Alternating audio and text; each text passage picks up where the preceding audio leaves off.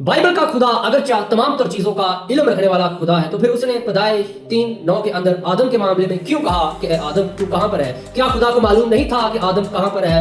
खुदा को मालूम होना चाहिए, क्योंकि खुदा तमाम तर चीजों का इल्म रखने वाला खुदा है। उसके हुजूर कोई चीज भी ढकी छुपी नहीं है, क्योंकि वो खालिक है। इस पर मसीही जवाब बड़ा वाज़िह है। मसीही जवाब ये है, खुदा बाज़ औक़ात सवालात इसलिए नहीं पूछता कि उसे मालूमात इकट्ठा करने की जरूरत है या वो इंसान के जिस्मानी मकाम से बेखबर है। आदम के मामले में खुदा उससे इसलिए पूछ रहा है क्योंकि आदम को खुदा ने ये मकाम दिया ही नहीं था कि आदम चुपता फिरे, डरता फिरे। आदम से गुनाह सरज़दा हो गया है, खता हो गई है। आदम उस खता को लेकर, गुनाह को लेकर चुप रहा है। खुदा यहाँ पर उससे इसलिए पूछ रहा है कि आदम खुद अपने मुंह से इकरार करे कि उससे गुनाह सरज़दा हो गया है, उससे खता हो गई है। खुदा उसका माइंड, उसका ध्यान ज्ञान उस तरफ लेकर जा रहा था जिसकी वजह से आदम चुप रहा था, ताकि आदम अपने खुद मुंह से इकरार करे और बताए कि मुझसे क्या खता हो गई है। आगे चलकर हम देखते हैं हाबिल के मामले में भी खुदा काइन से पूछता है कि तेरा भाई कहां पर है। हालांकि खुदा को मालूम था कि उसने अपने भाई को कत्ल कर दिया है, लेकिन खुदा फिर भी से पूछता है कि तेरा भाई कहां पर है, ताकि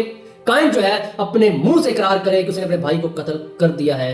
तो ये ऐसा ही है कि जैसे घर में कोई बच्चा नुकसान करता है तो माँ बाप को पता होता है, लेकिन माँ बाप फिर भी बच्चे से पूछते हैं ताकि बच्चा खुद अपने मुंह से इकरार करे, उसका ध्यान उस नुकसान की तरफ जाए जो उसने किया है। तो इसका मतलब ये नहीं है कि खुदा को मालूम नहीं था, खुदा को मालूम था। खुदा जानबूझकर उसे पूछता है आदम से कि तू कहां पर है, ताकि आदम अपने किए हुए कारनामे के ऊपर जो उसने किया है नजर सानी करे और खुद इकरार करे कि हाँ मुझसे ये खता हो गई है जिसकी वजह से मैं छुप रहा हूँ। तो खुदा बाज़ औक़ात सवालात इसलिए भी पूछता है ताकि इंसान को मौका मिले अपने किए हुए गुनाह की तरफ गौर करे, खता के ऊपर गौर करे और खुद इकरार करे। तो बाइबल के अंदर इस तरह के और भी बहुत से वाक़यात हैं जहाँ पर खुदा इंसान से पूछता है कि तूने क्या किया, क्यों किया।